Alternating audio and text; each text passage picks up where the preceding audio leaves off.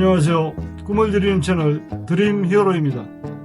초고령사회가 된 요즘은 운 좋게 정년퇴직을 하여도 일을 계속해야만 합니다. 정년퇴직해도 은퇴가 안 되는 것이죠. 그렇다면 이런 현상이 왜 일어나게 되는지, 그리고 어떻게 대응해야 하는 것인지를 살펴보겠습니다.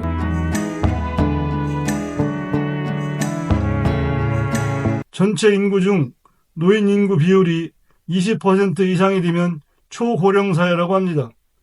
우리나라는 2024년 말에 65세 이상 노인 인구가 1025만 명이 되면서 전체 인구의 20%를 넘게 되어 초고령사회로 진입하였습니다. 그렇다면 인구 구조가 이렇게 되면 어떤 일이 일어날까요?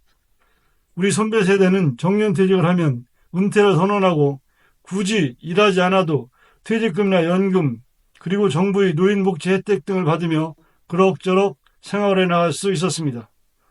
설령 정년퇴직을 못하고 명퇴나 희망퇴직 등으로 중간에 직장을 나와도 정년퇴직 나이가 될 때까지만 잘 버티면 되는 것이었습니다. 그래서 지금까지는 정년퇴직과 은퇴를 같은 의미로 쓰는 경우가 많았습니다. 그런데 이제는 그럴 수 없게 되었습니다. 은퇴는 경제활동에서 물러나 한가롭게 지내는 것을 의미합니다. 그러니 주된 1차 직장에서 퇴직하는 것하고 은퇴는 다른 의미로 쓰여야만 합니다. 우리나라 노인의 실질 은퇴 연령은 72.3세라고 조사된 바 있습니다. 이제 60대 초반까지만 일해서 준비해놓은 은퇴 자금으로는 90세, 100세까지 살아갈 수가 없게 된 것입니다. 더군다나 초고령사회로 노인 인구가 급격히 늘어나게 되면서 정부에서 투여하는 노인복지 재정금액에 대한 노인들이 느끼는 효과가 많이 떨어지고 있습니다. 우리나라 노인 빈곤율은 OECD 국가 중 단연 1위입니다. 우리나라의 노인 빈곤율은 2020년에는 40.4%였고 2023년에는 38.2%였습니다. 노인 10명 중 4명은 빈곤층에 속한다는 것이죠. 다른 나라의 빈곤율을 살펴보면 미국 22.8%, 일본 20.2%, 프랑스 4.4%, 노르웨이 3.8% 등이었습니다. OECD 국가 평균으로 보면 14.2%로 우리나라의 노인 빈곤율은 OECD 회원국 평균보다 2.7배나 높습니다. 이렇게 노인 빈곤율이 높은 우리나라는 이를 해결하기 위하여 연금 금액을 올리고 노소득 보장 체계를 강화해야 할 필요가 있는 것입니다. 그런데 현실은 어떻습니까? 잘 알고 계신 것처럼 노인 일자리 창출을 위한 재정의 투입은 제자리이고 오히려 국민연금 수령액을 줄이는 개혁을 한다고 합니다. 한국보건사회연구원에서 발표한 자료에 의하면 2019년 우리나라의 노령, 유족 관련 공적사회 지출이 국내 총생산의 GDP 대비 3.5%였습니다.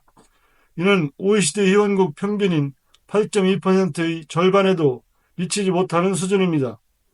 주요 유럽국들의 GDP 대비 노령 유족 관련 공적 사회 지출을 보면 이탈리아 16.0%, 그리스 15.7%, 프랑스 13.9% 등이었습니다. 이렇게 노인 빈곤율은 OECD 국가 중 부동의 1위를 보이고 있는데 이를 완화해 나갈 연금제도 개선과 노소득 보상체계의 강화는 보이지 않고 있습니다. 거기다가 노령 관련 공적사회 지출 또한 OECD 회원국 평균의 절반에도 못 미치고 있습니다. 이러니 우리는 정부를 믿고 가만히 있을 수만은 없는 것입니다. 주된 1차 직장에서 퇴직하더라도 어떻게 해서든지 또다시 열심히 일을 할 수밖에 없는 것이지요. 소위 각자 도생해야 한다는 것입니다.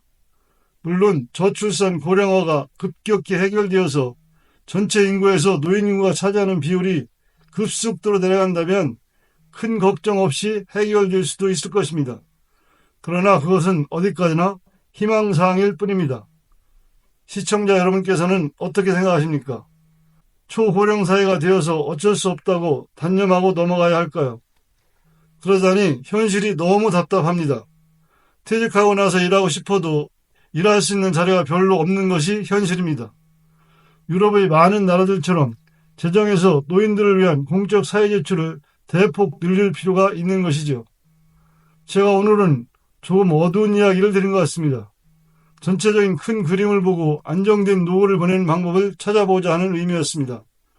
노후의 안정된 생활을 위해 어떤 제도가 필요한지, 그리고 우리는 어떻게 대응해야 하는지 등 많은 의견이 있을 줄 압니다. 여러분의 의견을 댓글로 올려주시면 좋겠습니다.